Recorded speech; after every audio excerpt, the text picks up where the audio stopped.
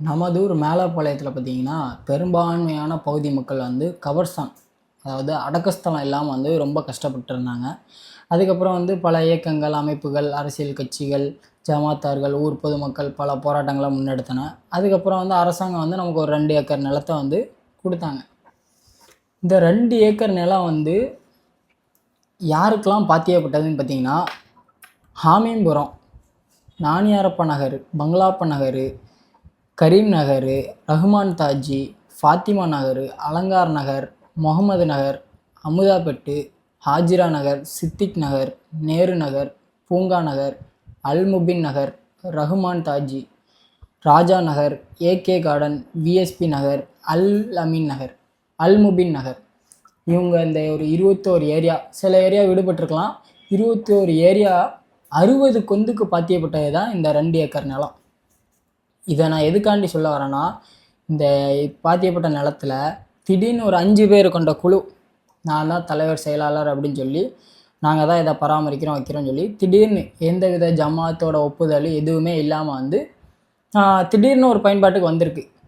இது வந்து 20 குழிகள் அங்கே அந்த கபர்ஸ்தானில் தோண்டப்பட்டிருக்கு. திடீர்னு நமது ஊரில் வந்து எதுவும் பெரிய நோய்கள் எதுவும் பரவிட்டு இருக்குதா, ஜனாசாக்கள் நிறைய வர வேண்டிய இருக்குதா, 20 சவக்குழிகளை வந்து தோண்டியிருக்காங்க.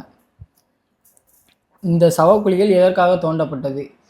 இந்த புதுசாக ஒரு 5 நபர் எந்தவித, இப்போ நமது ஊர் மேலப்பாளையத்துலலாம் பார்த்திங்கன்னா ஒரு பள்ளிவாசல் இருக்கும், பள்ளிவாசல் பக்கத்துலேயே கபர்ஸ்தான் இருக்கும். அது ஒரு 5 தெருக்கு பாத்தியப்பட்டது. அந்த பள்ளிவாசல் கமிட்டி நிர்வாகமே எடுத்து அதை கரெக்டான முறையில் வந்து செயல்படுத்திட்டு வருவாங்க.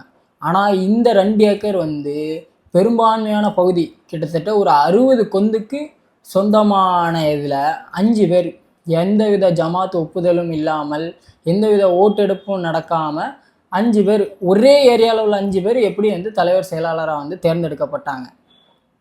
ஒன்று. 2வது, இப்போ ஒரு ஜமாத்து தேர்ந்தெடுக்கணும்னா, ஒரு கமிட்டியை வந்து இது பண்ணணும்னா, இப்போ இங்கே வந்து இப்போ எடுத்துக்காட்டாக வந்து அமுதாபுரத்துலேருந்து ஒருத்தர், கரீம் நகர்லேருந்து ஒருத்தர், இப்போ இந்த 60 கொந்துலேருந்து ஒவ்வொருத்தரை தேர்ந்தெடுத்து இந்த 60 கமிட்டி மெம்பரை உருவாக்கி, இந்த கமிட்டி மெம்பரில் இருந்து தான் 5 உறுப்பினரை நம்ம தலைவர் செயலாளரை யாரையோ தேர்ந்தெடுக்க முடியும். அது இதுதான் வந்து சரியான முறை. இந்த சரியான முறையை வந்து நாங்கள் கண்டிப்பான முறையில் செயல்படுத்துவோம். மற்ற ஜமாத்துக்காரங்க வந்து இது சரிதானா, அவங்க நான் சொல்கிற கருத்து சரினா நீங்கள் இந்த நம்பரை தொடர்பு கொள்ளலாம், கீழே இருக்க நம்பரை தொடர்பு கொள்ளலாம்.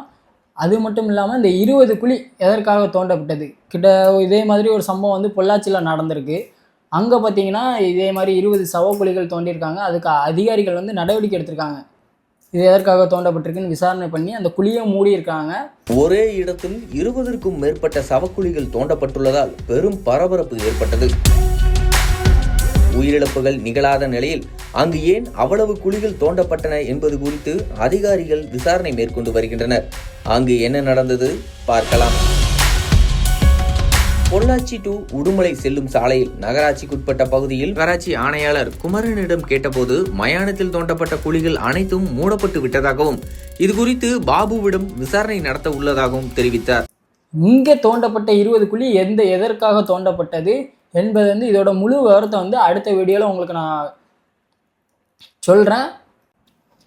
அனைத்து ஜமாத்தார்களுக்கும் இந்த கமிட்டியை ஜனநாயக முறைப்படி கமிட்டி உறுப்பினரை தேர்ந்தெடுத்து அந்த கமிட்டி மூலமாக தலைவர் செயலாளரை தேர்ந்தெடுக்கிற இந்த விஷயத்தில் ஆதரவு தரும்படி கேட்டுக்கொள்கிறேன்.